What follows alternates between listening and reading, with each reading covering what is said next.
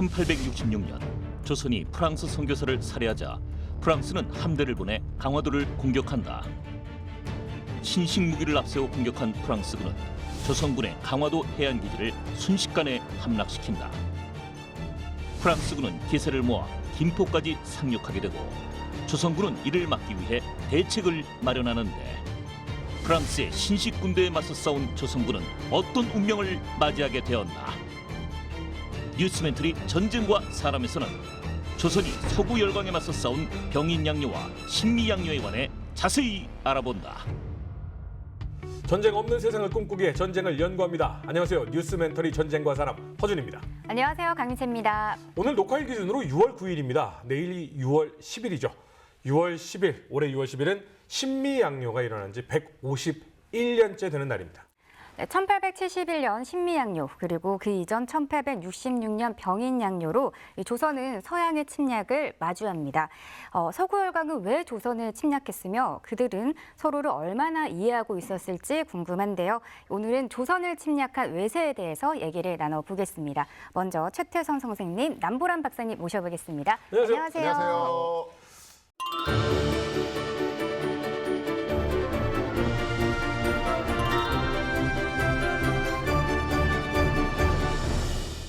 네, 최태선 선생님, 병인양요 이전에 이 조선은 어떤 시대였나요?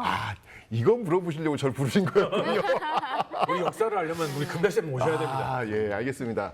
자, 일단 병인양요가 몇 년도에 일어나는지는 좀 아셔야 될 것 같아요. 병인양요는 병인년에 일어난 서양인들이 소요를 일으켰다라고 해서 병인양요라고 하는 건데 그 병인년이 몇 년도냐면요.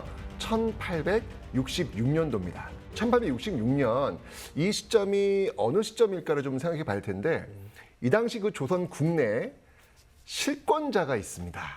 뭐 너무나도 유명한 사람인데 당시 왕은 고종이었습니다. 네. 근데 이때 고종이 너무 나이가 어려요. 그래서 그 아들 대신 그 아빠가 실세가 되죠. 그 아빠는 흥이 많은 분. 그렇죠. 흥이 많은 분 누굽니까? 대원군? 네, 맞습니다. 너무 소심하게 말했다. 자신 있게 말씀하셔야 됩니다. 흥선대원군이에요. 그러니까 이 흥선대원군 시대였는데 이 흥선대원군의 대내 대외 개혁을 좀 한번 알아볼 필요가 있겠다는 생각이 들어요. 먼저 이 대내 개혁은요. 일단 자신의 아들 너무 힘이 없었거든요. 그래서 아들한테 힘을 좀 실어줄 수 있도록 하기 위해서 강력한 왕권 강화 이게 일단 목표였습니다. 그 강력한 왕권 강화에 상징적 건물이 하나 준건되죠. 그 건물 우리가 지금 볼 수 있는 건물입니다. 바로 경복궁. 왕이 조선의 그 전궁이 경복궁인데 임진왜란한테 불탔잖아요. 폐허 상태였는데 이거는 왕의 채통을 무너뜨리는 것이다. 제대로 좀 보여주자라고 해서 경복궁을 준건했던 것이 왕권 강화의 상징적이었던 그런 모습이라 볼 수 있고요. 그 다음에 이제 진짜 대내적 개혁으로서는 정말 이 양반들과의 그 권력 투쟁이라고 볼 수 있는데 당시 나는 양반이야 이거를 딱 한눈에 보여줄 수 있는 증거가 뭐냐면 군대를 가지 않는 거예요. 양반의 특권입니다. 거꾸로네요. 유럽하고는 정반대네요. 그렇게 되네요. 네. 조선에서는 양반들은 군대를 가지 않는 게 이게 특권이었거든요. 그런데 흥선대원군은 실질적으로 양반도 군대 가라. 이런 어떤 개혁을 시작하는 거예요. 이거는 양반의 권위에 정면으로 도전하는 어떤 그런 개혁이라고 볼 수 있잖아요. 그러니까 대내적으로는 이런 어떤 왕권 강화 정책을 펼쳤고요. 자, 문제는 뭐냐면 이제 대외적인 그런 문제를 좀 살펴봐야 되는데 당시 어떤 일이 있었냐면 아까 제가 1866년이라 했잖아요. 그 이전에 1842년이었죠. 아편전쟁이 펼쳐지면서 영국이 중국에서 권력을 장악하는 놀라운 일이 벌어지는 거예요. 게다가 더 놀라운 사건, 1860년에는 영국과 프랑스가 연합을 해서 중국 북경을 점령해버리는 사건. 이거를 중재하는 과정에서 러시아가 연해주를 차지하는 사건. 러시아가 연해주를 차지하면서 어떤 일이 벌어졌다? 우리나라 두만강과 러시아가 연결이 돼버린 거예요. 우리는 난리가 난 거예요. 지금 어떻게 보면은 우리가 지금 삼국이라고 이야기하고 있었던 그 중국이 수도가 점령되었죠. 게다가 그 점령한 그 제국주의 세력들과 국경이 맞닿게 되었죠. 난리가 난 상황 속에서 흥선대원군의 대외 정책은 무엇이었냐면 이들과는 이야기하지 않는다. 통상수교 거부 정책 이런 것들을 진행하고 있는 모습들이 바로 당시 상황적 배경이었습니다. 네. 이 흥선대원군 같은 경우에는요, 당시 우리나라에 들어왔던 그 서양 종교 천주교, 그 천주교에 대해서 그렇게 호전적이진 않았어요. 원래는 박해를 막 하지 않았어요? 왜냐하면 집사람도 천주교 쪽과 연결되어 있고, 예, 그러니까 천주교에 대한 정보를 많이 알고 있었기 때문에 뭐 굳이 뭐 이런 어떤 생각이 있었단 말이에요. 그래서 그 천주교 프랑스 신부들을 통해 가지고 지금 러시아가 지금 국경선이 지금 맞닿았잖아요. 막 러시아 이제 막 넘어오고 막 난리가 난 거예요. 그래서 잘 됐다.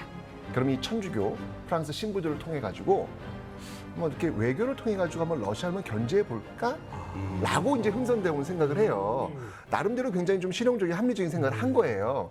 그런데 우리가 뭐 사실 그 당시에 프랑스 입장에서 이 조선이라는 나라가 그 정도 깜냥이 되는 나라는 아니었거든요. 그렇죠. 식민지를 막 늘려나가던 시기니까요. 무슨 뭐 어디 있는지도 모르는 나라랑 무슨 외교 관계 약보고, 맺어가지고 네. 러시아의 신비를 건드릴 이유가 전혀 없잖아요. 이게 잘 안 돼요. 안 되니까 국내에 있는 많은 신하들이 들고 일어난 거예요. 아니 저렇게 이거 도와주지도 않는 나라, 저렇게 우리나라 그 문화를 파괴하려는 그런 이단자들 아니냐? 없애야 됩니다.라고 막 올라오는 거예요. 이때 이제 흥선대원군이 고민하게 되는 거예요. 왜냐하면 지금 국내적으로 개혁 정치를 펼치는 과정 속에서 이 양반들의 반발이 지금 굉장히 강하단 말이에요. 그런데 게다가 대외 정책 과정 속에서 또 이 양반들의 반발이 엄청 강하단 말이에요. 자, 그러면 선택을 해야 돼요. 둘 중에 하나는 그렇죠. 잡아야 된다. 뭔가 당근과 채찍을 줘야 될 거 아니에요. 그렇죠. 대내적으로 왕권 강화라고 하는 것들을 계속 밀고 나가야 되는데 그러기 위해서는 양반들의 반발은 심할 수밖에 없단 말이에요. 그런데 대외적인 것마저도 계속해서 이 반발을 줄 수 있는 빌미를 주는 것은 옳지 않다라고 이 흥선대원은 판단한 거예요. 그러면서 흥선대원이 이제 결심을 한 거죠. 알았어. 너희들이 그렇게 원한다면 들어줄게. 뭘 원해? What do you want? 천주교 신자들을 가만두시면 안 됩니다. 이때부터 이제 박해가 이루어지는 거예요. 이게 그 유명한 1866년 병인 박해가 되는 겁니다. 예, 오늘 우리가 이제 이 이야기를 풀어나갈 이 병인 양요의 배경이 되는 게 바로 이 병인 박해인데 이때 이 프랑스가 이제 뭐라고 얘기를 하냐면 뭐 기세가 등등합니다. 우리 가가지고 조선의 왕을 갈아치겠다. 이렇게 우리 프랑스 신부들 죽인 사람들 잡아가지고 벌 주고 심지어 왕까지 갈아치겠다라는 아주 호언장담을 하고 출발을 합니다. 9월 18일에 이제 출격을 하잖아요. 프랑스 그렇죠. 함대가. 네. 이제 제독의 이름이 아주 그 낭만적입니다. 로즈 제독이 로즈 제독이 장미제독. 아시네. 뭐 베르사유의 장르 이런 거 생각나는데 로즈 제독이 함선 3척을 이끌고 9월 18일에 지프라는 곳을 출발을 해요. 병인 때도 신미 때도 다 거기서 와요. 그래서 18일에 오는데 우리가 인터넷 컨텐츠나 아니면 일부 문헌에는 취약이 돼 있어요. 그냥 와갖고 쑥 들어온 게 아니라 계속 찾아요. 누구랑 연락을 하려고. 네. 그리고 우리도 관원이며 백성이며 수차례 나가요. 그런데 제일 지금 안 되는 게 뭐냐면 의사소통이 안 되는 거예요. 통역가가 없어요. 통역이 오긴 했지만 그것이 안 돼서 필담을 하는데 이만한 배하고 돛담 배하고 그걸 어떻게 필담을 하고 서로 상호 소통을 할 겁니까? 완벽하지도 않고. 그래서 좌충 우돌 끝에 이렇게 저렇게 해서 3, 4일을 보내요. 네. 그러고 나서 도착하는 게 작약도라는 데 도착하는데 네. 이게 뭐냐면 지금 물치도라고 있어요. 네. 그게 어디냐면 영종도하고 그 월미도 사이에 있는 거예요. 여기로 이렇게 오면 인천으로 해서 바로 서울로 오기 좋고 그렇죠. 또 여기에 살짝 정박해 놓으면 물치도 뒤에 이렇게 숨어 있으면 내륙에서 안 보이잖아요. 여기에 정박해 놓고 강화도 쪽으로 이렇게 돌아서 서울로 올 수 있는 거예요. 그래서 여기에 정박해 놓고 계속 수소문을 하죠. 뭐 누구 없냐. 그래서 여기에서 계속 왔다 갔다 하죠. 그 사이에 이 조선에서는 얘들이 왔다는 걸 알고 점점 뿔이 나기 시작하는 거예요. 왜 왔지? 오지 말라고 그랬는데 중국에 통보했는데 왜 자꾸 왔다 갔다 하지? 그리고 여기 강화도에서 여의도까지 이제 계속해서 거슬러 올라오거든요. 강화도에서 여의도까지 오는구나. 강화도에서 여의도까지 오는구나 생각하면 끝인데 그거 30km, 50km, 70km, 100km까지 나중에는 안으로 들어오거든요. 그 민심이 어떻게 되겠습니까? 이거 난리 났다. 굉장히 이게 위협적으로 느껴지고 기분이 너무 나쁜 거예요. 그리고 우리가 지금이야 프랑스, 미국 하지만 그 당시엔 양놈들이라고 그랬잖아요. 그렇죠. 무시했어요. 아, 저 예의 없는 것들. 이 예의 순상을 모르고 유교도 모르는 천것들 이랬는데 걔들이 돈 많다고 큰 배 타고 들어와? 너무너무 싫은 거예요. 그리고 군사적으로는 지침이 내려갔어요. 대응하지 마라. 우리 진지가 어디 있는지, 포가 어디 있는지, 병력이 어디 있는지 경고망동하지 말고 가만히 있어라. 그래서 숨어 있으니까 왔다가 일주일 만에 그냥 집으로 돌아가죠.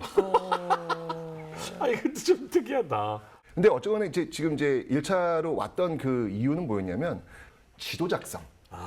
이게 가장 큰 거예요. 다 파악하고 있었고. 그렇죠. 그러면 사실 1차를 들어와서 아무리 외계인이 왔다고 해도 우리가 보통 외계인 들어왔을 때 영화에서 이렇게 보기는 하지만 대부분 에어포스 출동하고 가가지고 위력 시위라도 한번 하고 오고 하지 않나요? 맞습니다. 그때 병력이 어마어마합니다. 프랑스 군대 그 군함만 한 7척. 예. 거기 이제 같이 오는 그 병력만 한 1,500여 명 정도 되거든요. 강화도를 보시면 강화도에서 가장 중요한 전략적 요새가 어디냐면 갑곶진이라는 곳이에요. 예, 이게 지도가 이제 나갈 텐데 그 갑곶진이 점령이 되면 바로 그냥 강화부 바로 연결이 돼요. 예, 바로 그러니까 여기가 뚫리면 그냥 강화도는 그냥 점령되었다라고 해도 과언이 아닐 정도로 바로 프랑스 부대가 그 갑곶진 쪽으로 향하면서 거기서 격전이 벌어지게 된 것이죠. 예, 이러면서 이제 갑곶진이 아까 봤지만 그 무기 속에서 이건 뭐 상대가 될 수가 없는 거예요. 그래서 가볍게 갑곶진을 함락을 시키고 바로 며칠 만에 강화부를 점령하는 그런 모습들이 이제 보여지게 되는 겁니다. 네, 그 난리가 난 거예요. 그럼 이제 어떻게 해야 돼요? 여기가 지금 뚫렸으니까 이제는 거꾸로 강화도 건너편이 김포잖아요. 네. 김포에 강화도를 바라보고 있는 이쪽에다가 지금 포를 급하게 쌓을 거 아니에요. 그렇죠. 포나 진이나 이런 거, 보나 진이나 이런 거 쌓을 거 아니에요. 그렇죠. 이렇게 해서 이 육지 쪽으로 지금 그런 것들을 구축을 해야 되는 상황이 벌어지니까 프랑스도 이건 아니지. 왜냐면 이쪽으로 하면은 우리의 어떤 생각과는 좀 거리가 멀어지는데 라고 해서 육지 쪽을 또 하나 점령을 하려고 그래요. 그 타깃을 하나 잡습니다. 거기가 어디였냐면 문수산성이에요. 문수산성. 그래서 이제 문수산 나오는 거예요. 왜냐하면 아까도 얘기했지만 한강을 통해서 이 대규모 군대를 끌고 들어가는 것은 불가능이라고 자신은 판단했기 때문에 어쨌거나 육지 쪽으로 이제 들어가야 되는데 지금 조선군이 육지 쪽을 지금 다 지금 막아버리면 갈 수 있는 방법이 없는 거잖아요. 그러면 여기를 지금 확보하자라고 해서 그 다음 전개되는 전투, 갑곶진 전투 이후에 전개되는 게 바로 길 건너편, 그러니까 그 염하죠, 염하. 그 강화도와 그 김포 그 사이인 게 염하인데 그 건너편 김포 쪽에 문수산성을 타겟팅을 잡아가지고 문수산성 전투가 벌어지게 되는 겁니다.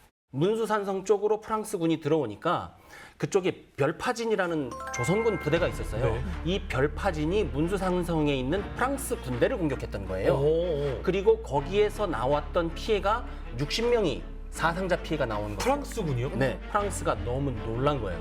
뭐야? 얘네 우리가 배 타고 왔다 갔다 할 때 약간 아무도 없었는데 네. 갑자기 와서 기습을 우리를 했어? 목숨을 돌보질 않네? 그리고 60명이 죽었다는 것이 사실 아무렇지도 않을 수 있지만 프랑스군은 지금 제보급 병력 보충이 안 되는 군대예요. 그렇죠, 네, 그렇죠. 병력 보충하려면 지프까지 다시 가야 돼요. 그러니까 60명이 죽었을 때 너무나 놀란 거예요. 놀라죠. 갑자기 별똥대가 튀어나와서 사상자가 생기니까 뜨거워 하고 뒤로 지금 뺀 상황이네요. 맞습니다. 지금 그 놀란 가슴과 탈란 배를 가지고 애써 공격을 더 하는 거죠. 어쩔 수 없으니까. 그 다음에 가는 게 이제 정족산성이잖아요. 그렇죠, 이제. 최근에 이제 정족산성 전투에 대한 새로운 연구가 또 나왔는데 뭐냐면 앞에서 이미 60명이 죽었어요. 근데 지금까지는 정족산성에서 60명이 죽은 걸로 알고 있었어요. 최종적으로. 근데 확인해 보니까 지금 먹혔잖아요. 네. 그래서 정족산성에 조선군이 500명을 모으는데 이 500명은 처음에 프랑스 함대가 1차 왔을 때 전국에 있는 포수 모으라고 그랬어요. 1000명만 데리고 와. 근데 그거 1000명이 쉽습니까? 그래서 못 모으고 있다가 이제서야 이제 500명이 모인 거예요. 그 500명이면 한 1개 대대 규모 되잖아요. 1개 대대 규모를 가지고 정족산성으로 프랑스군이 모여 있다는 것을 알고 들어가요. 급습을 하러. 근데 프랑스군이 그 급습이란 게 쉽습니까? 500명이 급습이 됩니까? 그러니까 너무 과했던 거예요. 프랑스군이 그걸 아는 거예요. 그래서 기습하자 그래갖고 150명을 모아서 보내요. 근데 그 150명을 모아서 보내는 것을 조선군이 간파한 거예요. 500명의 특공대를 앞에 보냈었거든요. 네. 그래서 기습을 역습을 해요. 도대체 얘네들은 뭐냐?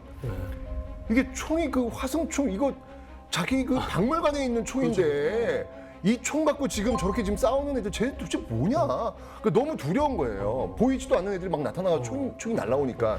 그런데 똑같이 정족산성 안에 있는 양원수 부대도 두려웠어요. 그렇죠. 도대체 저 총은 어떻게 저 먼 거리에서 여기까지 와? 이게 백발백중이냐? 그러니까 막 서로 두려운 상태 속에서 지금 이제 거의 그 저 기찻길에 서로 부딪히는 거 있잖아요. 예, 누가 먼저 피하느냐 이거. 치킨론이라고 하나? 그쵸, 치킨 게임. 치킨 게임. 네, 이렇게 있다가 프랑스가 먼저 야 이거 안 되겠다라고 돌리는 거야. 왜냐면 조금만 더 프랑스 아마 공격이 들어왔으면 양원수 부대는 결국 무너졌을 거야. 근데 서로 두려움 속에서 계속 버티고 있다가 결국은 프랑스 부대가 야 여기는 무슨 도깨비들이 있는 거 아니야? 너무 두려운 거예요. 그래서 결국은 철수를 해버리는 것이죠. 그리고 그 다음날 바로 내빼요. 바로 내뺍니다. 집으로 갑니까? 바로 내뺍니다. 이거 굉장히 두려웠던 거예요. 조선군은 이렇게 프랑스를 어떻게 보면 잘 막아냈고요. 어떻게 보면은 피해를 입으면서 우리의 군역이 약하구나라는 걸 깨달았을 수도 있습니다. 하지만 이것이 끝이 아니었습니다. 조선? 딱히 공격할 이유가 있나? 라고 해서 그냥 놔둔 게 아니라 5년 뒤에 새로운 강자가 조선을 방문하게 됩니다. 바로 미국이 조선에 등장합니다. 다음 이야기. 1871년 미국은 제너럴 셔먼호 사건을 빌미로 조선을 개항시키기 위해 원정군을 파병한다. 병인양요 이후 5년 만에 강화도는 또다시 전쟁터로 변하며 참혹한 전투가 시작된다. 압도적인 전력 차이에도 결사항전을 펼친 조선군은 어떤 운명을 맞이하게 되었나.